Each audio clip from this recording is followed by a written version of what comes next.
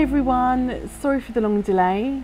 Thank you for all of your Instagram messages and tweets and just lovely comments and support over the last 8 weeks. I wanted to do an update sooner, but I've been just incredibly busy with work and with the baby. So I wanted to do a recording and to tell you all about my labour, and I will share another video at some point, hopefully in the next week or so.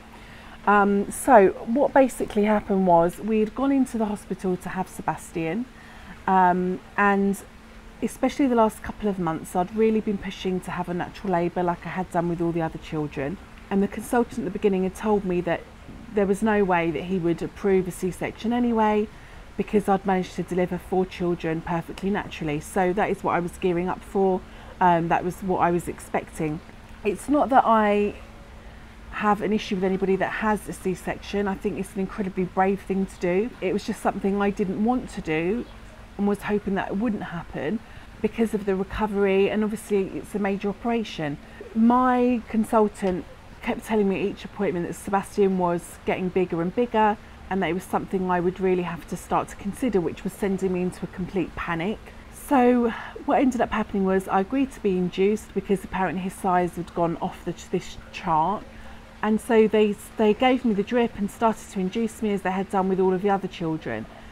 24 hours had passed and nothing was happening. They let me go on for another 12 hours and yet nothing was happening, and they couldn't quite figure out why.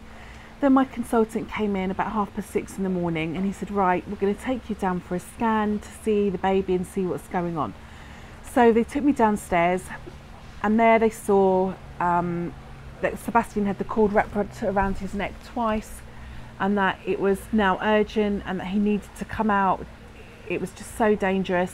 They were basically going to rush me in for the C-section in a couple of hours, and that was that. Obviously, I was absolutely petrified at this point, so was my husband, and we decided if that was, what the doctors recommended, then that was what we had to do.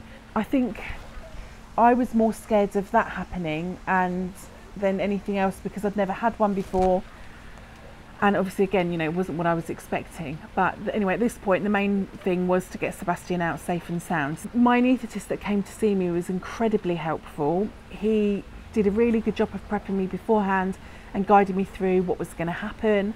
So I think the main thing is just to try and stay calm, which sounds ridiculous, because obviously it is a major operation. But once the pain relief was in, it was just the most weirdest sensation. I was laying there, they tied my hands up to either side on this kind of board thing, and I had the anaesthetist there to help and obviously to administer anything that I needed if I'd started to feel faint or sick or anything like that. And at the beginning I did start to feel really sick and like I was going to faint, and then he just adjusted the drugs and I was fine after that. So I couldn't feel anything from the waist down, and it was just the sensation was, it was kind of like my stomach was a balloon and someone was like pushing down on it. It's the only way I can describe it. And then all of a sudden I see them lift Sebastian out from me and across straight away to be checked.